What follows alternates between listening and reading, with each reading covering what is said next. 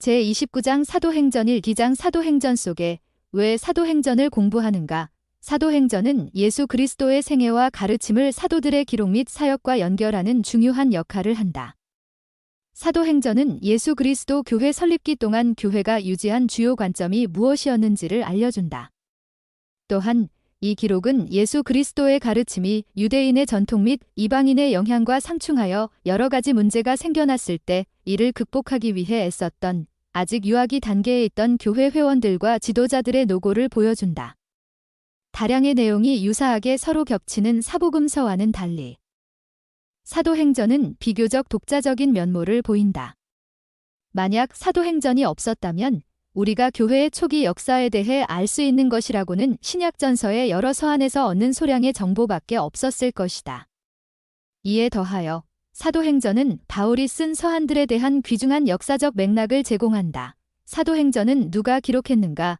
성경과 그 외 저작물을 통해 우리는 누가가 사도행전의 저자이며 그가 누가복음의 자매편, 즉 속편으로 사도행전을 기록했음을 알 수 있다. 누가복음 1장 1에서 4절, 사도행전 1장 1절 참조, 또한 제15장 누가복음 속의 참조, 사도행전에는 1인칭 시점으로 쓰인 성구가 여러 개 있는데 사도행전 16장 10에서 17절, 20장 5에서 15절, 21장 1에서 18절, 27장 1절, 28장 16절에 나오는 우리라는 문구, 이는 거기에 묘사된 일들에 누가도 관여되어 있었음을 시사한다. 바울이 골로새 성도들에게 보낸 서한에서는 누가가 이방인 기독교도였음이 암시되어 있다. 즉, 골로새서 4장 7에서 11절을 보면 바울이 할레파, 유대인 기독교도 사람들에게 먼저 인사를 한 후 누가를 포함한 다른 사람들에게 인사를 하는 내용이 나온다. 골로새서 4장 12에서 14절 참조. 누가의 기록은 신약전서에서 다른 어떤 저자보다도 더 많은 분량을 차지한다. 그의 직업은 의사였다. 골로새서 4장 14절 참조.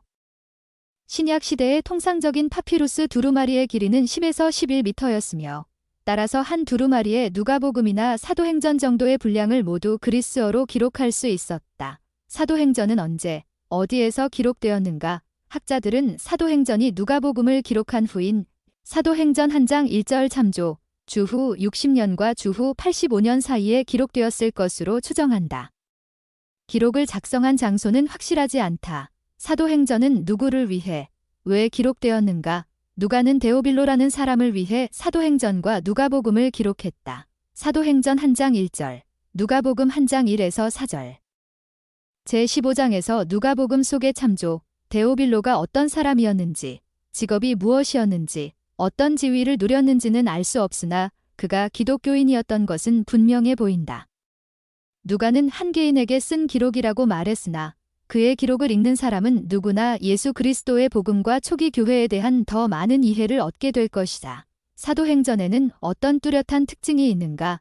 사도행전에 기록된 사건들은 약 30년에 걸쳐 일어난 일들이며 약 주후 30에서 62년, 주로 베드로와 바울의 성역에 초점이 맞춰져 있다.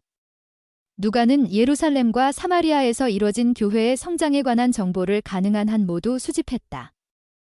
왜냐하면 그는 그 과정을 직접 목격하지는 못했기 때문이었다. 그래서 그는 베드로, 스데반, 빌립과 같은 지도자들에게는 그다지 주의를 기울이지 못했다. 반면 누가는 바울에 대해서는 상세한 기록을 남겼는데 이는 그가 바울의 선교 동반자로 일했고 기록에 등장하는 사건 중 다수를 목격했으며 개인적인 친분을 통해 바울과 관련된 일들을 알고 있었기 때문이었다.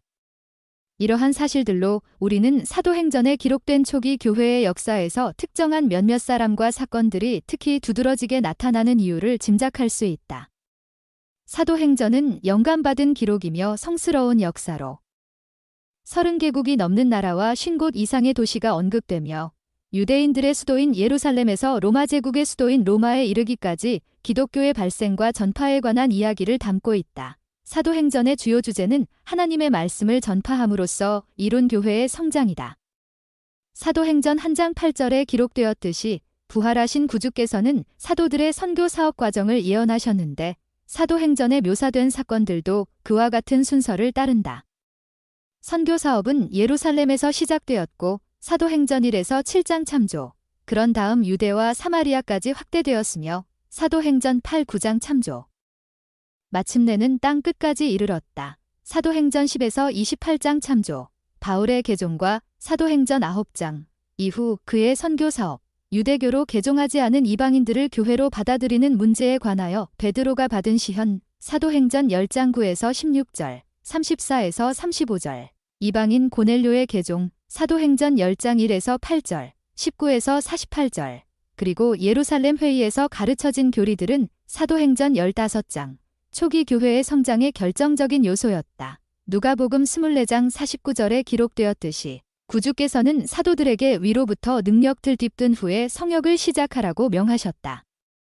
사도행전에는 그 능력이 성신을 통해 부여되었다는 것이 기록되어 있으며 오순절에 수천 명이 개종한 것을 시작으로 그 권능이 낳은 극적인 결과가 이 기록에 묘사되어 있다. 사도행전 2장 참조. 사도행전 전체에서 누가는 각 개인과 회중에게 특별히 바울의 성역에 영향을 끼친 성신의 작용을 강조했다. 사도행전 6장 3절, 5절, 9장 17절, 11장 15절, 24절, 13장 2절, 4절, 9절, 52절 참조. 사도행전에서 교회는 종종 도회의로 불린다.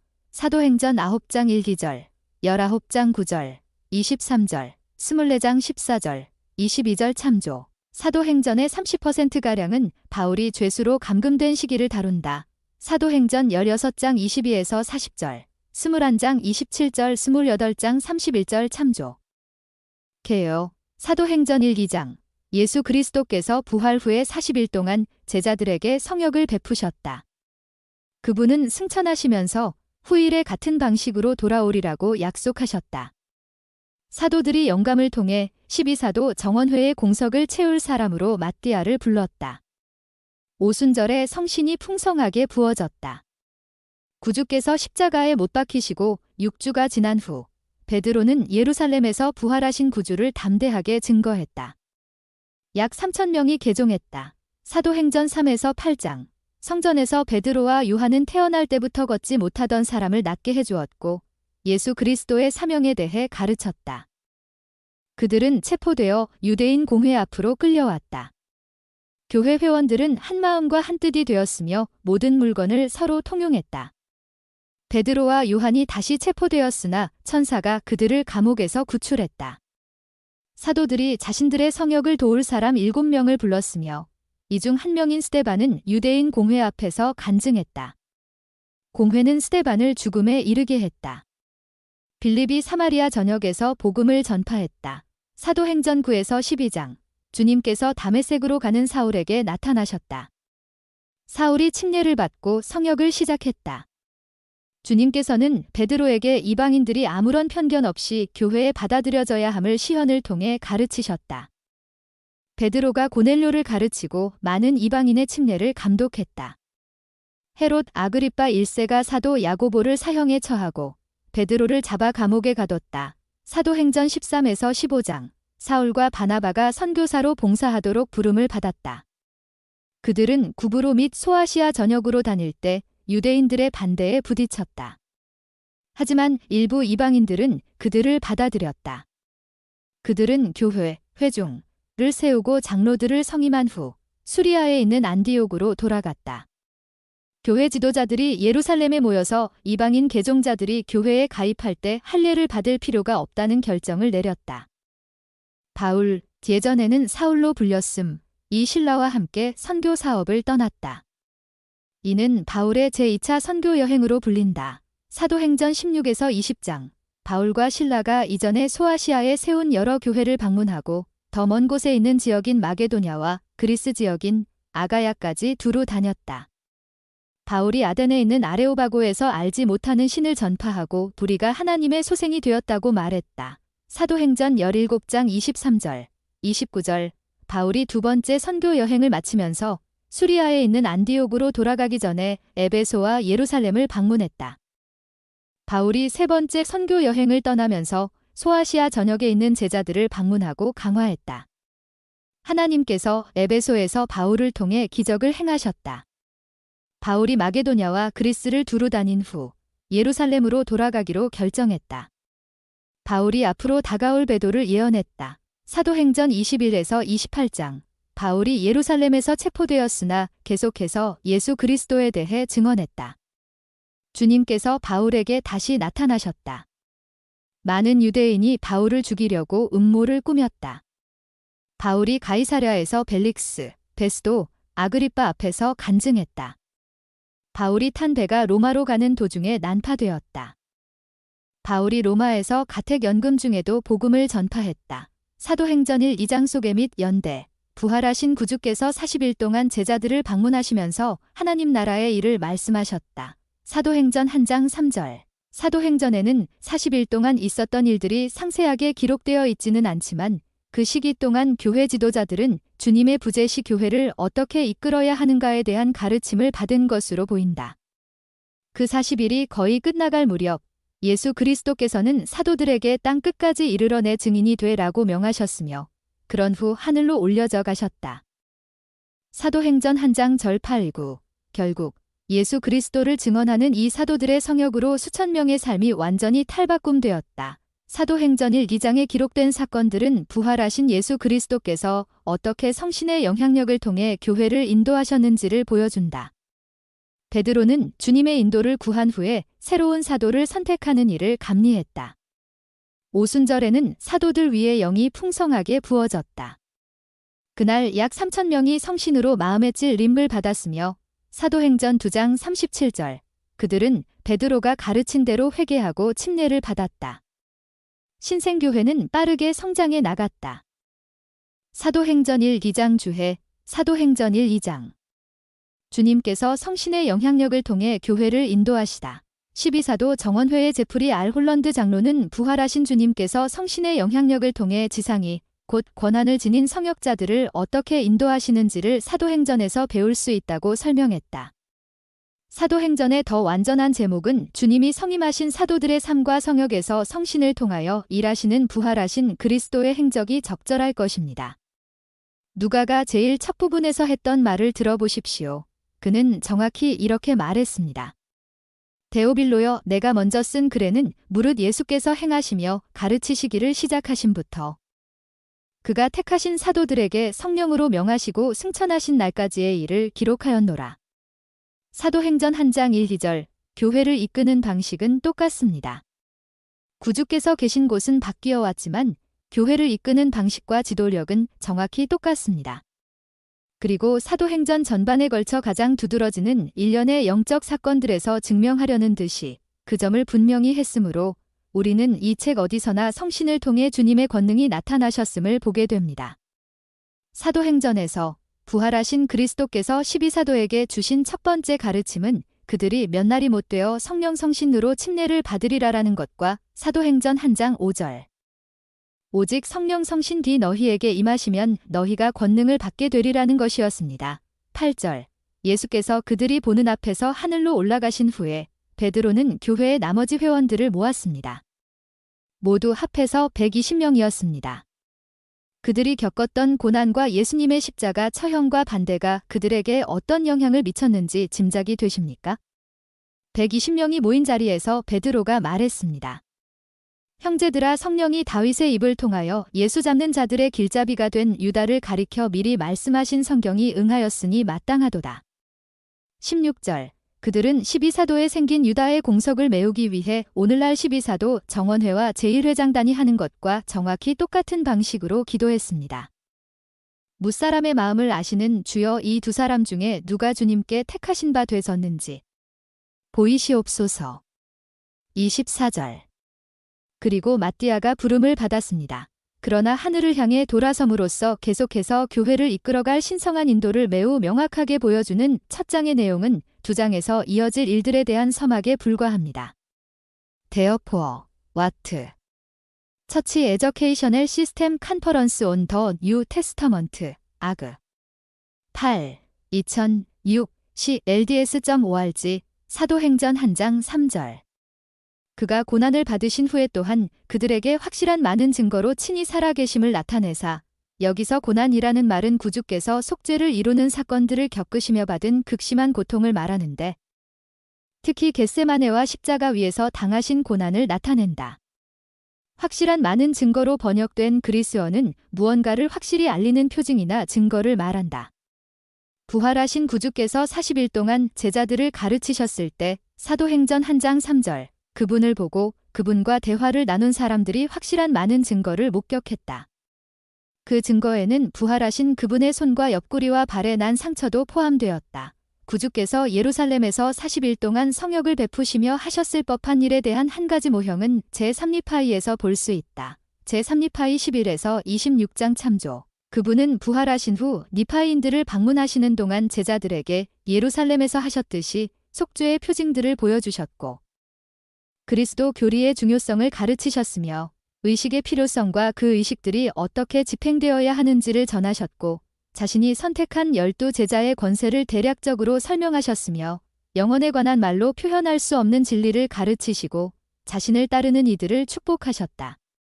사도행전 1장 4절, 2장 33절.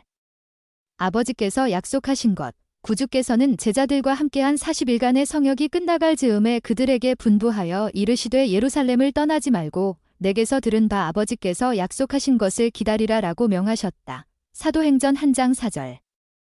이와 같은 구주의 명령은 누가복음 24장 49절에도 기록되어 있다.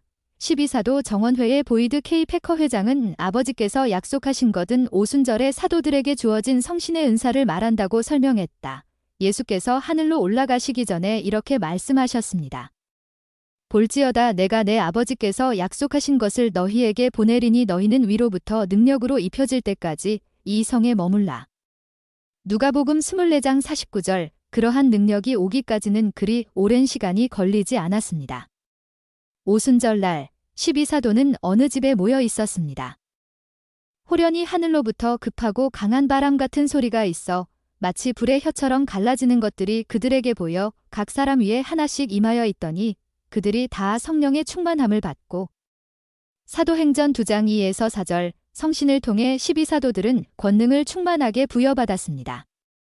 불에 갈라진 혀, 성도의 벗, 2000년 7월호, 7, 8쪽 또한 요한복음 14장 16에서 17절, 26절을 참조한다. 구주께서는 사도들에게 자신이 떠난 후에 그들이 성신을 받게 되리라고 약속하셨다. 사도행전 1장 6에서 8절. 성신을 받고 구주의 증인이 됨, 사도들은 부활하신 구주와 함께 보낸 40일 동안 많은 것을 보고 들었다. 그분이 하늘로 올라갈 준비를 하실 때 사도들은 예수께서 유대인들이 오랫동안 고대해온 메시아의 왕국, 즉 구약의 다윗 왕국 같은 왕국을 곧 재건하실지를 여쭈었다. 이 질문에 대한 대답으로 예수께서는 사도행전 1장 8절에 나오는 위대한 사명을 사도들에게 주셨다. 예수께서는 먼저 제자들이 성신을 받게 될 것을 약속하셨는데 그 말은 그들이 권능을 받게 된다는 뜻이었다. 이 권능에는 가르치고 치유하고 예언하고 영들을 분별하고 방언을 말하는 은사 등 영의 은사가 포함될 것이었다. 고린도전서 12장 1에서 10절. 모로나이서 10장 9에서 17절. 교리와 성약 46편 13에서 26절 참조. 12사도 정원회의 팔리피 프렛 장로는 성신의 은사가 그것을 받는 사람들에게 영향을 미치고 권능을 주는 또 다른 방법을 이렇게 서술했다. 성신의 은사는 모든 지적 능력을 더욱 활발하게 하고 모든 자연스러운 감정과 애정을 증대하고 확대하고 확장하고 정결하게 하며 지혜의 은사로서 그것들을 조절하여 합당하게 쓰게 한다. 성신의 은사는 연민, 기쁨, 관심사, 타인을 향한 감정, 애정 등 타고난 온갖 훌륭한 덕성의 영감을 선사하고 그것들을 개발하고 함양하며 성숙하게 한다. 성신의 은사는 유덕하고 친절하고 선량하고 부드러우며 온화하고 자애로운 마음을 불어넣어준다. Key to the Science of Theology 1978, 61. 그런 다음 구주께서는 제자들에게 온 세상에 자신을 증거하는 증인이 되라고 말씀하셨다. 사도행전 1장 8절에 기록된 그분의 말씀은 사도행전이 어떻게 전개되는지 그 윤곽을 보여준다. 사도행전 1에서 7장은 사도들이 예루살렘에서 행한 일을 묘사한다. 사도행전 8, 9장은 그들이 유대와 사마리아에서 행한 몇 가지 일을 들려준다. 사도행전 10에서 28장은 사도들이 어떻게 복음을 땅 끝까지 전했는지를 말해준다. 이 후반부 장들은 주로 사도 바울에 관련된 내용에 초점이 맞춰져 있지만 다른 제자들의 선교 사업에 관하여 구전되는 이야기들도 이외에 다른 기록들에 보존되어 있다. 베드로전서 5장 13절에 따르면 베드로는 로마 기성구에서는 바벨론으로 언급됨에서 성역을 베풀었다. 다른 기록들에 실린 구전에 따르면 요한은 에베소에서 성역을 베풀었고 안드레는 현대의 우크라이나, 루마니아, 러시아 지역에서 복음을 전파했으며 마태는 에디오피아에서, 빌립은 시리아와 터키, 그리스에서, 바돌로메는 인도에서, 열심당원 시몬은 영국과 페르시아에서, 도마는 인도에서, 마가는 로마와 이집트에서 성역을 베풀었다. 사도행전 1장 9에서 11절. 예수는 그대로 오시리라. 구주께서는 제자들과 함께한 시간이 끝나자 하늘로 올라가셨으며 제자들은 그 경이로운 사건을 목격했다. 증인의 율법에 따라 신명기 17장 6절. 고린도후서 13장 1절 참조. 2명의 천사들이 나타나 제자들에게 예수 그리스도께서는 하늘로 올라가신 그대로 지상에 돌아오실 것이라고 말했다. 그 발표는 온 인류가 구주의 재림과 관련하여 무엇을 경계해야 하는지를 분명히 밝혀주며 속임수에 넘어가지 않도록 해준다. 제프리 R. 홀런드 장로는 그 약속이 실현된 한 가지 방식은 바로 조셉 스미스의 첫 번째 시현을 통해서였다고 말했다. 예수 그리스도와 그분의 아버지이신 우리 모두의 하나님 아버지께서 부활하신 나사렛 예수가 다시 지상에 그분의 교회를 회복하실 것이며 다시 유대의 성도들이 하늘로 볼려져 가심을 본 그대로 오시리라. 사도행전 1장 11절 라고 한 옛날의 약속에 대한 성취로서 소년 선지자 조셉 스미스에게 나타나셨습니다. 그 땅에 다시 선지자들이 리아호나 2006년 11월호 106쪽 이 예언은 또한 재림 때 다시 한번 성취될 것인데 이는 구주께서 내려오셔서 그분이 승천하셨던 감람산 위에 실제로 서심으로써 이루어질 것이다. 스가랴 14장 4절. 교리와 성약 45편 47에서 53절 참조. 사도행전 1장 12절. 안식일에는 얼마나 멀리 여행할 수 있는가? 유대인의 구전에 따르면 안식일에 유대인들은 안식일에 걷도록 허가된 거리만큼만 여행할 수 있었다. 후에 랍비들이 기록한 자료에 따르면 그 거리는 2000규빗, 즉 대략 1100m라고 한다. 예루살렘에서 다락방이 사도행전 1장 13절 있었던 자리로 전해 내려오는 장소의 내부 모습. 이곳은 구주께서 승천하신 후 사도들과 교회의 초기 회원들이 기도하기 위해 만났던 곳이며 이곳에서 오순절날에 영이 풍성하게 부어졌다. 이 방은 주후 1335년에 지어진 것이나 로마 시대에 세워진 이전 건축물들이 있던 위치에 건립한 것이다. 사도행전 1장 14절. 더불어 마음을 같이하여. 사도행전 1장 14절에서 마음을 같이하여 라는 말은 예루살렘에 살던 초기 성도들이 하나가 되었음을 시사한다.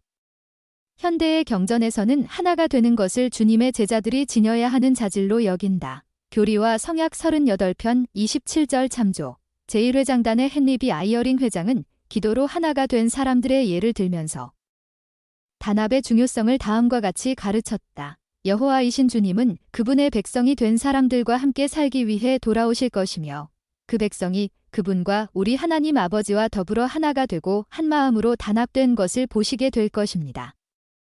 저는 어느 가정에 손님으로 초대되었던 적이 있는데 취침 시간이 되자 그 가족은 제게 함께 무릎을 꿇고 기도하자고 권유했습니다. 가장 어린 아이가 기도를 부탁받았습니다.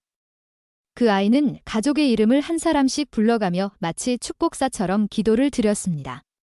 저는 다른 자녀들과 부모의 표정을 보기 위해 잠시 눈을 떴습니다. 저는 그들이 그 어린아이의 기도에 자신들의 신앙과 마음을 기울이고 있다는 것을 알 수 있었습니다. 최근 몇몇 상호부조회 자매님들이 남편의 갑작스러운 죽음을 맞이한 한 젊은 미망인을 처음으로 방문할 준비를 하면서 함께 기도를 드렸습니다. 그들은 장례식 때 올 가족과 친구들을 맞이할 준비를 돕기 위해 무엇을 하고 어떻게 협력할 것인가를 알기 원했습니다. 그들은 주님을 대신하여 어떤 위로의 말을 해야 할지 알아야 했습니다. 기도에 대한 응답이 왔습니다. 그 집에 도착하자 각 자매님은 임무를 완수하기 위해 분주히 움직였습니다. 손님 맞을 준비가 너무 빨리 끝난 나머지 일부 자매님들은 할 일이 더 없는 것을 서운해했습니다. 가장 적절한 위로의 말이 전해졌습니다. 그들의 마음은 하나로 굳게 결합하여 주님의 봉사를 했습니다. 우리 마음을 하나로 결합하여 리아호나 2008년 11월호 68에서 69쪽 사도행전 1장 14절. 예수 그리스도의 아우들. 사도행전 1장 14절에 언급된 예수 그리스도의 아우들은 마리아와 요셉의 아들들로 예수 그리스도의 이부 형제들이다. 마태복음 13장 55절, 마가복음 6장 3절 참조. 예수님의 아우들이 그분의 신성을 항상 믿었던 것은 아니었지만 요한복음 7장 5절 참조. 이 시점에 그들은 믿는 자 가운데 속해 있었다. 예수님의 동생인 야고보는 후에 예루살렘에서 교회의 지도자와 사도행전 12장 17절, 15장 13절 참조, 사도가 되었다. 갈라디아서 1장 19절 참조. 그의 동생인 유다는 마가복음 6장 3절, 유다서의 저자일 것이다. 사도행전 1장 18에서 19절. 피밧, 사도행전 1장 18에서 19절은 마태복음 27장 3에서 10절에 나온 기사를 다룬다. 가룟 유다, 디사람, 가 자살한 후 대제사장은 유다가 성전에 던져버리는 30개 불의의 삭을 가지고 토기장이의 밭을 샀는데 그곳은 이후로 나그네의 묘지가 되었다. 사도행전 1장 21에서 26절. 사도들은 새로운 사도를 선택하기 위해 어떤 절차를 따랐는가? 새로운 사도는 어떤 자격 요건을 갖추어야 했는가? 24절에 기록된 사도들의 기도에서 어떤 점이 마음에 와닿는가? 사도행전 1장 21에서 26절. 우리 시대의 사도들은 어떻게 부름을 받는가? 지상에 남은 사도들은 12사도 정원회에서 가룟 유다를 대신할 사도를 선택할 때 예수님의 침례에서부터 부활에 이르기까지 그분의 성역에 대해 다른 사람들과 더불어 증인이 될 사람을 택하는 것이 중요하다는 점을 이해했다. 사도행전 1장 22절 참조. 목격자의 증언이 지닌 중요성은 초기 교회와 사도행전 초반부에서 주요 주제로 다뤄진다. 사도행전 2장 32절, 3장 15절, 4장 20절, 5장 32절 참조. 고대의 제비뽑기는 의견을 결정하는 수단이었다. 사도행전 1장 26절 참조. 일반적으로 유대인들은 하나님의 손길이 임하여 그 결과를 이끄신다고 믿었다. 잠언 16장 33절 참조. 이 경우에 정확하게 어떤 방법으로 제비를 뽑았는지는 알려져 있지 않으나 고대에 사용한 방식 중에는 각 투표자가 도자기 조각에 이름을 적어내면 거기에 적힌 이름을 읽거나 계수하는 방법이 있었다. 사도들은 주님께서 누구를 택하셨는지 알고자 했다. 사도행전 1장 24절 참조. 현대의 교회에서도 유사한 과정을 따른다. 로버트 D. 헤일즈 장로가 사도로 부름을 받고 지지된 후에 고든 B. 힌클리 회장은 오늘날 사도를 부르는 방법에 대해 이렇게 설명했다. 주님의 계획에 따라 여권을 선출할 책임이 있는 사람들의 마음속에는 가장 중요한 한 가지 질문이 지배합니다. 주님께서는 누구를 택하시겠는가? 그들은 조용하고 사려 깊게 숙고합니다. 그리고 선택이 옳았다는 것을 성신으로부터 확인받기 위해 수많은 기도를 드립니다. 12사도 정원회의 공석을 채우는 과정에서 제1회장단과 12사도 정원회의 일원 모두가 자유롭게 제안을 하였습니다. 모든 경우에 대해 거룩하고 열렬한 기도를 드렸다고 확신합니다. 다시 거룩하고 진지한 기도를 드린 후에 제1회장단이 결정을 내렸습니다. 그리고 12사도 평의회에서 그 결정을 지지하였습니다. 오늘 대회에 참석한 교회 회원들도 그 결정을 지지하였습니다. 저는 헤일즈 형제님을 이 고귀하고 신성한 직분에 부르라는 영감이 성신과 예언과 계시의 영으로부터 왔음을 여러분에게 간증합니다. 헤일즈 형제님은 자신을 추천하지 않았습니다. 영이 그분을 추천하였습니다. 하나님께서 이 교회를 인도하십니다. 성도의 벗 1994년 7월호 53에서 54쪽 사도행전 2장 1절.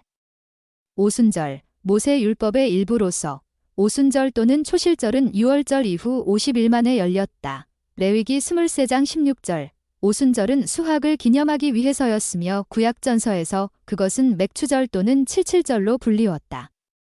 경전 안내서 오순절. 그러므로 첫 수확을 기념하는 이날 약 3,000명 이 교회에 들어오게 된 것은 더할 나위 없이 딱 들어맞는 일이었다. 사도행전 2장 41절. 오순절은 성지 순례 축제로 성약을 맺은 모든 남성은 예루살렘에서 주님 앞으로 와야 했다. 그래서 그토록 많은 사람이 여러 나라에서 예루살렘으로 모여들었으며 도시는 북적거렸다. 사도행전 2장 9에서 10절 참조. 사도행전 2장 2에서 4절. 성신이 충만하게 임함. 오순절에 12사도들은 한 장소에 모여 있었다. 갑자기 영이 그들에게 풍성하게 임하였다.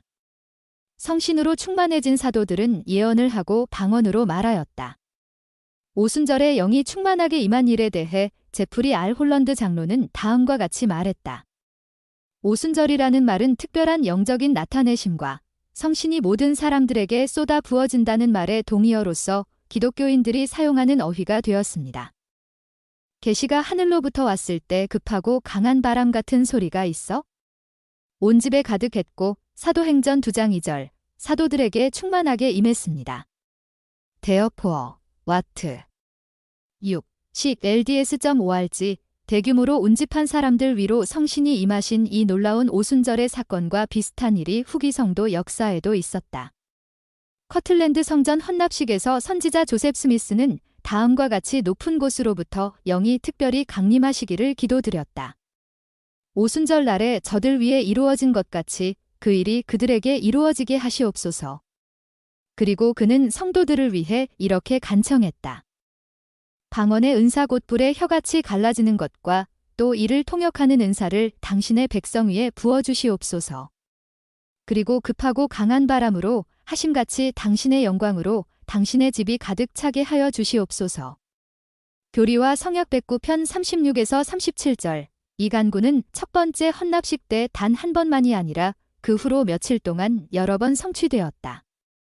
조셉 스미스는 그중 한 차례의 경험에 대해 다음과 같이 기록했다. 휘몰아치는 강풍 같은 소리가 들리더니 그 소리가 커틀랜드 성전을 가득 채웠고 모든 회중이 보이지 않는 힘을 받아 자리에서 일어났다. 많은 사람이 방언과 예언을 시작하는가 하면 영광스러운 시현을 보는 사람도 있었다. 나는 성전이 천사들로 가득 찬 장면을 보았고 그 사실을 회중에게 전했다. 히스트리 오브 더 처치 428 사도행전 2장 3 불의 혀처럼 갈라지는 것들 극적인 영적 나타내심은 보통 인간의 언어로는 표현하기가 어렵고 제3리파이 17장 15에서 17절 19장 31에서 34절 조셉 스미스 역사 1장 32절 참조 오직 영의 권능으로서만 이해할 수 있다. 고린도전서 2장 9에서 14절 참조 혀처럼 갈라지는 것들이란 글자 그대로 여러 갈래로 갈라진 혀, 즉 불꽃이 피어오르는 형상을 나타낸다. 성신이 제자들 위에 부어졌을 때 여기서 불의 혀처럼 갈라지는 것들이란 말은 사도행전 2장 3절 영이 임재했음을 나타낸다. 침례 요한은 성신을 받는 것을 불로 침례를 받는 것에 비유하였다. 마태복음 3장 11절, 누가복음 3장 16절. 고대 이스라엘에서 불은 보통 하나님의 임재하심을 상징했다. 출애굽기 3장 2에서 5절, 13장 21절, 24장 17절, 힐라멘서 5장 22에서 24절, 43에서 45절, 제3리파이 19장 13에서 14절 참조. 한 예로 주님의 불은 고대 이스라엘의 성막 위에 머물러 있었다. 출애굽기 40장 38절 참조. 오순절의 신성한 불을 묘사하기 위해 사용한 혀처럼 갈라지는 것들이라는 비유는 제자들이 방언의 은사로 하나님의 말씀을 전파하는 권능을 포함하여 구주께서 약속하신 성신의 은사를 받았음을 상징하는 표현이다. 신성한 불은 하나님께서는 영원히 타오르는 빛 가운데 거하시기 때문에 영원히 타오르는 하나님의 빛으로 묘사될 수 있다. 조저프 스미스, 히스트리 오브 더 처치, 6317, 오순절날, 하늘의 환경이 지상으로 옮겨졌다. 사도행전 2장 5에서 11절. 이 성고들에서는 얼마나 많은 백성의 무리 또는 민족이 언급되는가? 이 모든 사람이 갈릴리 출신 사도들에게서 각자 자신이 속한 나라의 언어로 복음을 들었다는 것은 왜 놀랄 만한 일인가? 여러분은 방언의 은사를 언제 경험해 보았는가? 여러분이 아는 사람의 경험을 나누어도 좋다. 사도행전 2장 5에서 11절. 각각 자기의 방언으로 말하는 것을 듣고 사도행전 2장 5에서 11절에 나오는 사람들은 이 각각의 장소에서 출발하여 예루살렘으로 갔다. 이 지도에서는 또한 예루살렘을 방문한 뒤 고국으로 돌아간 사람들을 통해 복음이 전파된 경로를 보여준다. 오순절에 예루살렘에 모였던 군중은 디아스포라, 이스라엘의 자손이 팔레스타인 이외의 나라로 흩어짐에 속했던 다양한 유대인 무리로 그들은 여러 가지 다른 언어를 구사했다. 하지만 그들 각자는 자신들의 언어로 사도들의 말씀을 들을 수 있었다. 오순절날 초기 사도들이 다양한 언어로 복음을 전파할 수 있도록 그들에게 방언의 은사가 베풀어졌다. 이 은사는 참된 교회의 표시 중 하나이다. 신앙개조 제7조 참조 선지자 조셉 스미스는 이 은사를 올바로 사용하는 것에 대해 이렇게 설명했다. 교회에서 성신의 권능에 의한 방언의 은사는 오순절 때와 마찬가지로 하나님의 종들이 믿지 않는 자들에게 복음을 전파하기 위해 주어지는 것이다. 교회 회장들의 가르침장 조셉 스미스 2007년 383쪽 방언의 은사에 대해 더 알아보려면 고린도전서 14장 2에서 22절 주해를 참조한다. 조셉 필딩 스미스 회장은 이렇게 말했다. 방언의 은사는 교회에서 그 어떤 영적 은사보다도 더 풍성하게 나타나는 은사일 것이다. 외국어로 복음을 가르치러 나가는 모든 선교사는 신앙심이 깊고 충실할 때 이 은사를 받는다. Answers to Gospel Questions, 발즈 1957에서 66기 29, 사도행전 2장 14에서 36절. 베드로가 경전을 자세히 설명하다 영이 풍성하게 임한 후에 베드로는 일어서서 그곳에 모인 군중을 가르쳤다. 성신으로 충만해진 그는 경전에 담긴 말씀의 의미를 명확하게 설명하며 통찰을 더했다. 베드로는 사도들이 방언의 은사와 그 외에 여러 영적 나타내심을 경험한 것은 요엘 2장 28에서 32절에 나오는 예언의 성취였다고 가르쳤다. 사도행전 2장 14에서 21절 참조, 요엘 2장에 나오는 예언이 이 사건에서만 성취된 것이 아니라는 점에 주의해야 한다. 현대 선지자들은 복음의 회복과 관련된 사건들도 이 예언의 또 다른 성취였다고 가르쳤다. 베드로는 유대인들에게 나사렛 예수께서는 그들이 직접 보았듯이 기적을 행하셨고 그분이 바로 그들이 십자가에 못 박게 한 인자이시며 그분은 부활하시어 사망의 고통을 이기셨다고 담대하고 용감하게 전했다. 사도행전 2장 22에서 24절 참조. 베드로는 예수 그리스도에 대해 가르칠 때 시편 16편 8에서 11절, 사도행전 2장 25에서 28절 참조, 및 시편 110편 1절, 사도행전 2장 34에서 35절 참조를 인용하면서 그 성구에서 다윗 왕이 그리스도의 부활을 예언했다고 설명했다. 후기 성도 역사에도 성신이 선지자의 영적 이해력을 높여주는 유사한 예가 나온다. 선지자 조셉 스미스는 자신과 올리버 카우드리가 침례와 성신의 은사를 받은 후에 일어난 일을 이렇게 기록했다. 우리는 성신으로 충만하였으며 우리 구원의 하나님으로 말미암아 기뻐하였다. 이제 우리의 생각이 깨우침을 받아 우리는 경전을 분명히 이해하기 시작하였고 전에는 결코 얻을 수 없었고 이전에는 생각하지도 못했던 방식으로 경전의 더욱 신비로운 구절들의 참뜻과 의도가 우리에게 밝혀지기 시작하였다. 조셉 스미스 역사 한 장 73에서 74절 구약전서에 나오는 성구들에 대한 베드로의 가르침을 더 이해하고자 한다면 누가복음 24장 27절, 32절 주해를 참조한다. 사도행전 2장 27절. 내 영혼을 음부에 버리지 아니하시며 사도행전 2장 27절에는 다윗 왕이 하나님께 자신의 영혼을 음부에 버리지 말라고 간청하는 내용이 나온다. 이 성구에서 음부헬라는 단어의 어원은 헤이디즈이다.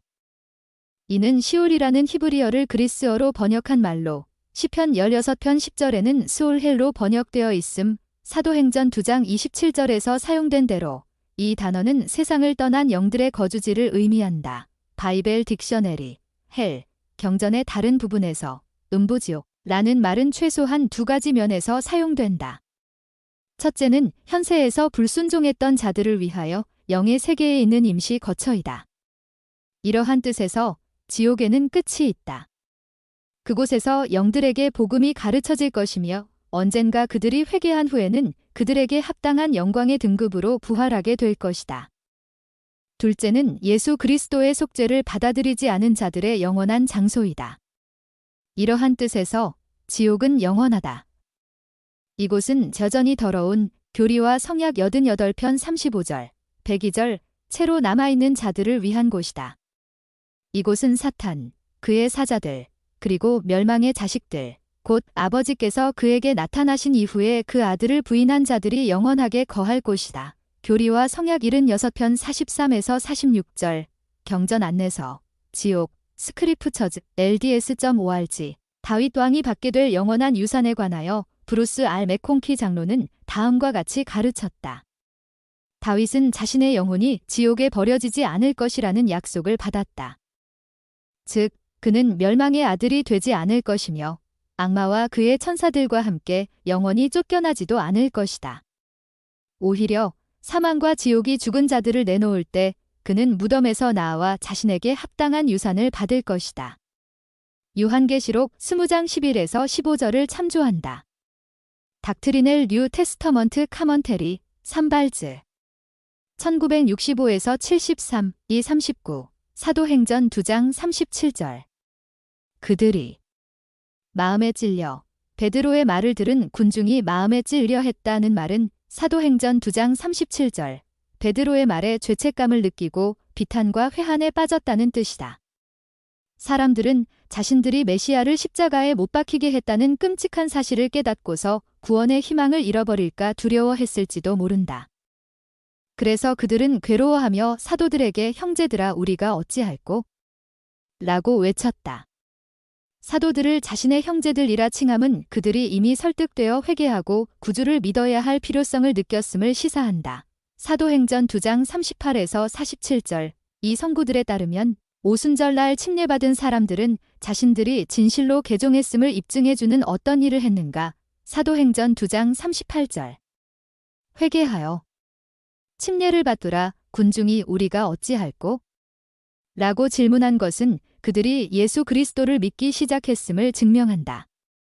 이 질문에 대한 답으로 베드로는 사람들에게 회개하고 죄 사함을 위해 예수 그리스도의 이름으로 침례를 받고 성신의 은사를 받으라고 가르쳤다.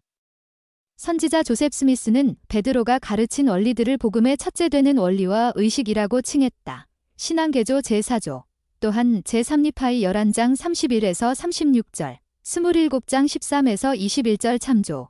그리스도를 믿고 회개하고 침례와 성신의 은사를 받고 신앙으로 끝까지 견디는 것은 그리스도의 속죄가 가져다주는 충만한 축복을 받는 데 필수적이다. 사도행전 2장 39절. 이 약속은 너희 제게 하신 것. 베드로는 죄사함과 성신의 은사라는 약속이 사도들만을 위한 것은 아니라고 말했다. 이 축복은 회개하고 침례받고 그 축복을 받기에 합당한 생활을 하는 모든 사람이 받게 되는 하나님의 은사이다. 성신의 은사의 이용 가능성에 대하여 보이드 K. 패커 회장은 다음과 같이 가르쳤다. 어떤 언어권에서든지 하나님의 영, 즉 성신은 교회의 모든 회원을 인도하며 또 인도할 수 있습니다. 모든 사람이 와서 회개하고 침례를 받아 이 신성한 은사를 받으라는 권유를 받고 있습니다. 어떤 시련이 기다리고 있다고 해도 우리는 우리가 어찌할 거라는 질문에 대한 답을 찾을 수 있습니다.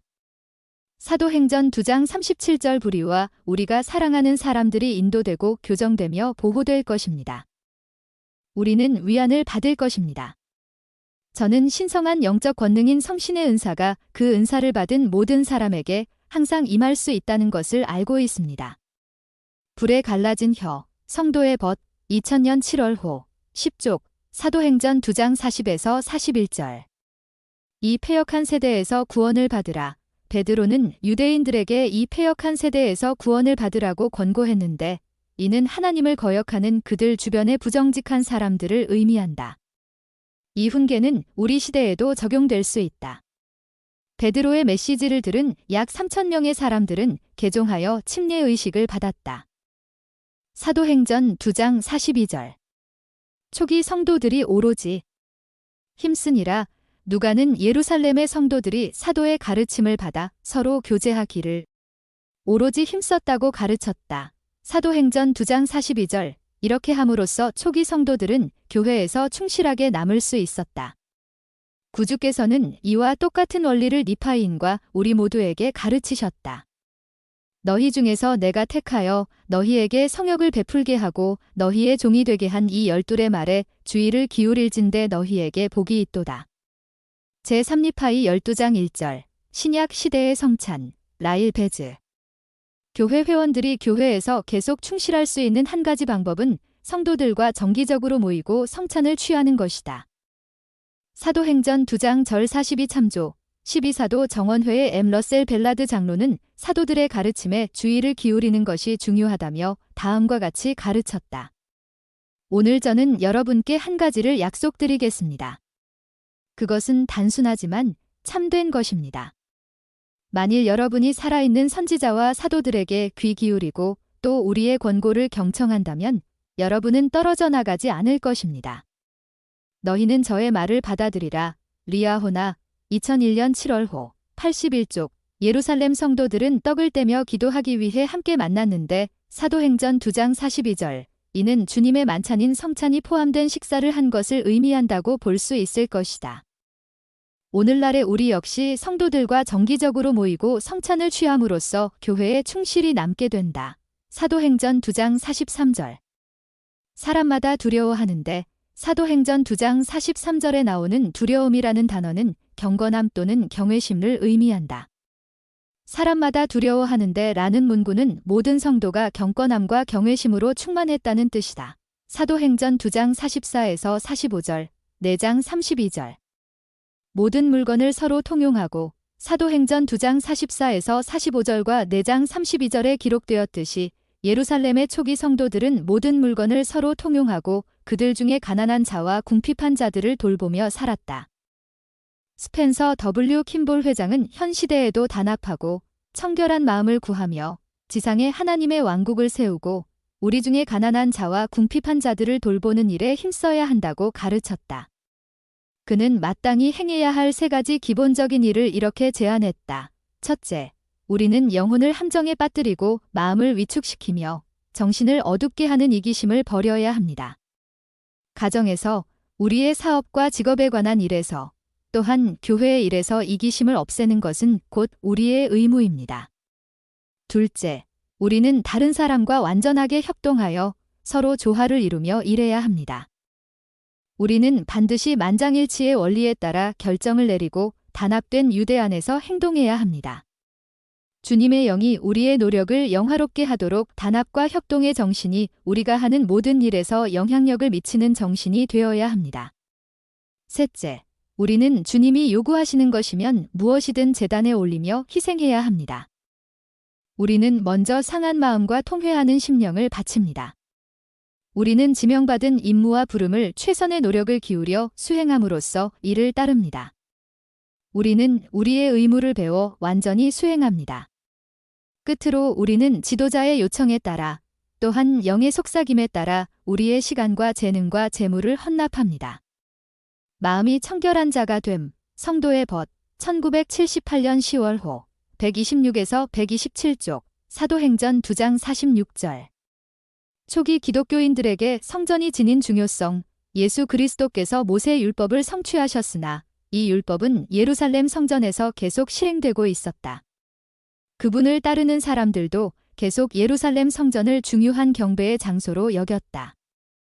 사도행전에 나오는 성구들을 보면 유대인 기독교도들은 기도하고 경배하고 가르치며 성역을 베풀고 종교 행사에 참여하기 위해 자주 성전에 갔음을 알 수 있다.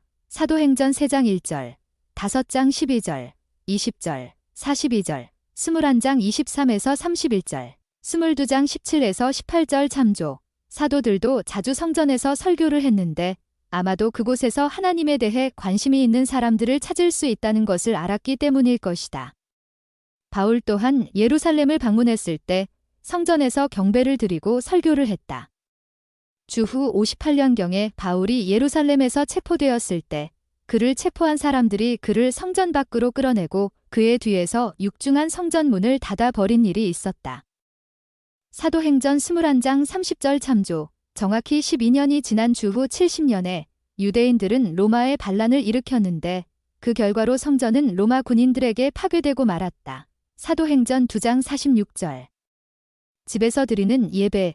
유대인 대중은 오랫동안 성전과 회당에 모여 경배를 드려왔지만 그리스도를 따르는 사람들은 교회 회원의 집에서도 예배를 드리기 시작했다. 사도행전 2장 46절, 5장 42절, 12장 12절, 로마서 16장 3에서 5절, 고린도전서 16장 19절, 골로새서 4장 15절, 빌레몬서 1장 1, 2절 참조. 이런 모임 장소를 가정교회, 하우스 처치즈라고 칭하는 사람들도 있다.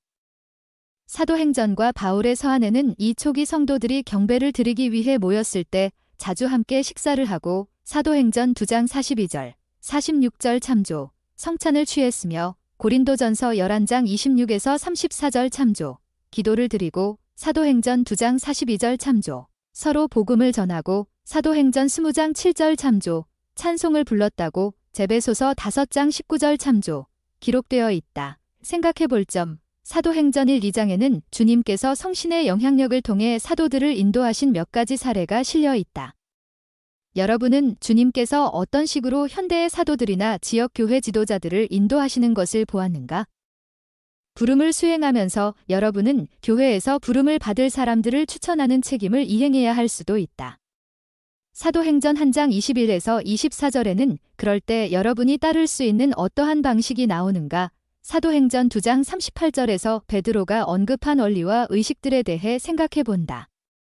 어떤 점에서 그 각각은 그리스도의 속죄가 가져오는 충만한 축복을 받기 위해 필수적인가? 제안과제, 요한복음 18장 15에서 27절과 사도행전 1, 2장에 기록된 베드로의 행동을 비교해 본다.